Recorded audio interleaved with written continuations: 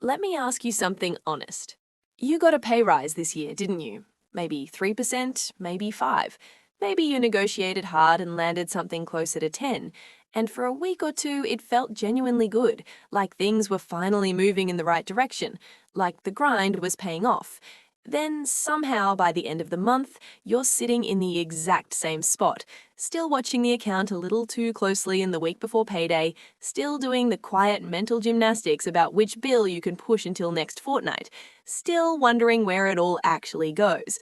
You're earning more than you ever have, and yet it doesn't feel like it. If that sounds familiar, this video is for you. Because today we're going to pull back the curtain on what your income actually buys in Australia right now, in 2025, and why so many people earning genuinely decent money still feel financially stuck.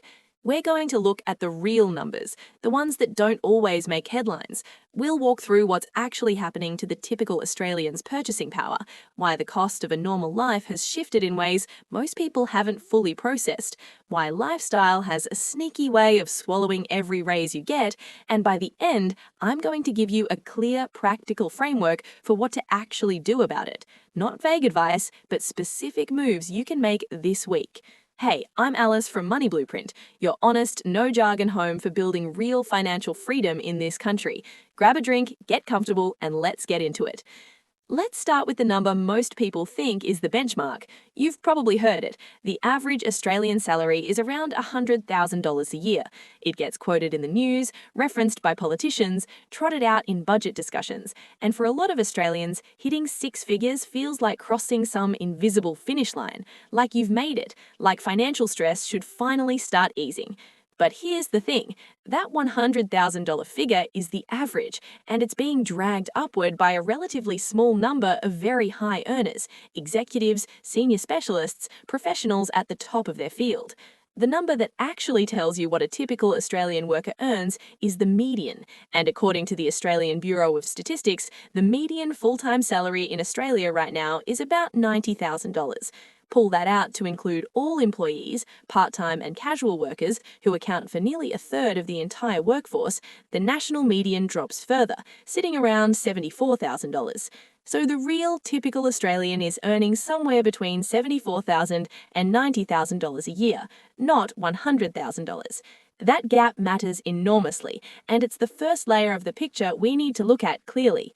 Now let's talk about what that salary actually turns into in your bank account, because gross income and take-home pay are very different things. On $80,000 a year, after income tax and the Medicare levy, you take home roughly $61,500. That's about $1,180 a week. On $90,000, you take home around $67,500, about $1,300 a week. And here's something that doesn't get nearly enough attention. Australians are currently paying a higher share of their income in tax than at any point in the last 2 decades. There's a phenomenon called bracket creep that quietly pushes people into higher tax brackets as wages rise in nominal terms, even when those wages aren't actually buying more in real life. The tax thresholds don't always keep pace with inflation, so the government takes a slightly bigger slice each year without anyone officially announcing a tax increase. It's slow, it's largely invisible, and it costs the average full-time worker thousands of dollars a year. So before you've spent a single dollar on food, rent, or petrol, before you've even turned the lights on, a significant chunk of your income is already gone, and what's left has to stretch across a cost of living that has changed dramatically in recent years. Let's walk through what that money actually buys right now. Housing is where the story gets confronting very fast. The median rent across Australia recently hit a record high, sitting around $627 a week for houses and units combined. And that's the national median, meaning half the country is paying more than that. In Sydney, renting a one-bedroom apartment in the city easily runs $2,500 to $3,000 a month. Melbourne sits in the $2,000 range. Even Brisbane and Perth, cities that used to be genuinely affordable, have seen dramatic rent increases in recent years. Data from SQM Research shows that Sydney rents have risen more than 60% since 2019. Wages over that same period grew less than 20%. That's not a small discrepancy. That's a structural shift in the relationship between what Australians earn and what they can afford to live in. And if you're not renting but paying off a mortgage, the picture is equally stark. The CoreLogical Housing Affordability Report found that servicing a home loan was eating up 45% of average income in 2025, compared to 29% just 5 years earlier in 2020. Nearly half of a household's income going to a mortgage, which would once have been considered extreme, is now close to the baseline experience for people who managed to get into the property market. After housing, there's groceries. A typical weekly shop for a single person runs $150 to $250, depending on where you shop and where you live. Egg prices ran close to 20% higher year on year at certain points in 2025. Fruit and vegetables lifted 4 to 6% over the same period. A family of four can easily spend $800 to $1,000 a month just on food shopping, and that's not premium brands or specialty items. That's the regular trolley at the regular supermarket. Then utilities: electricity, gas, water, internet, phone.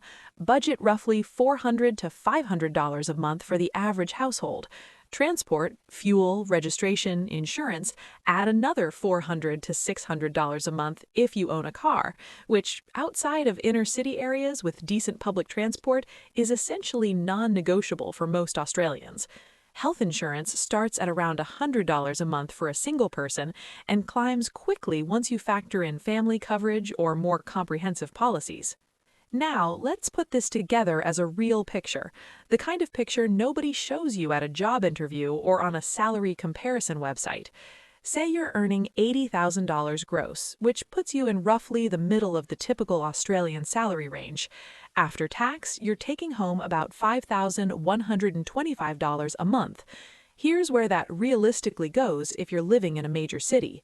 Rent at a conservative $2,200, groceries and household basics $700, utilities and phone $450, transport $500, health insurance $120. That's $3,970 in core essential costs alone before you've bought a coffee, gone out to dinner, seen a movie, bought new shoes, paid for a dentist, or put anything at all toward savings. That leaves $1,155 a month, roughly $267 a week for everything else. That's your savings account, your social life, your car repair when it happens, your dentist, your clothing, your kids' school costs, and any financial buffer for when life doesn't go to plan.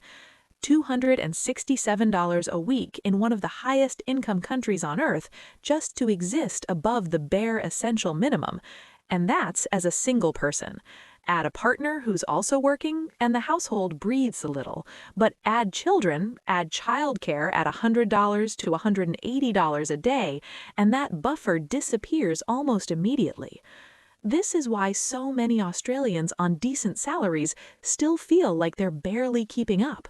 Not because they're making bad decisions, not because they're spending recklessly, but because the gap between what income looks like on paper and what it actually buys in the real world has closed steadily and quietly over the last decade.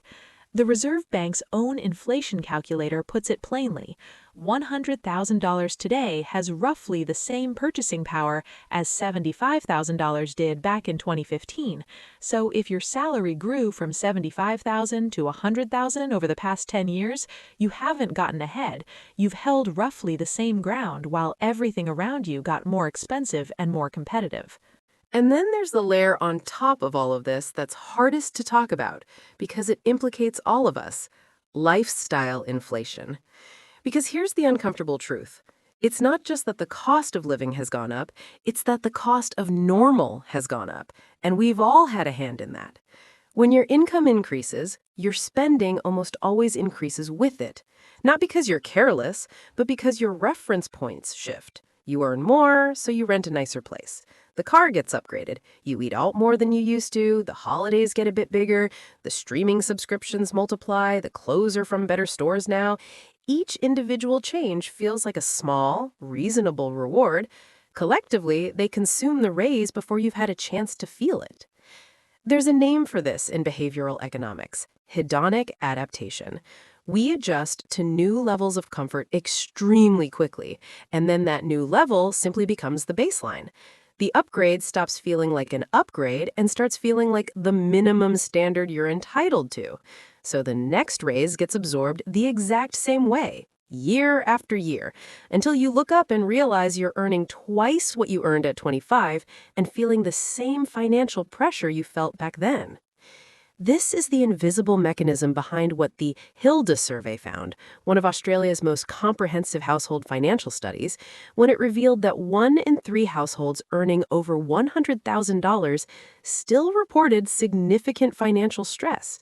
Not because they're doing anything dramatically wrong, but because the baseline cost of a comfortable Australian life has risen to meet their income, and the psychological pull of maintaining that standard makes it genuinely difficult to pull back even when you intellectually know you should.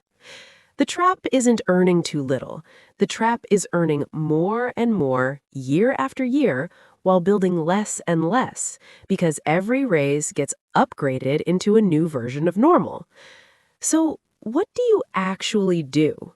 The first and most important move is to get honest, specific visibility over where your money is actually going.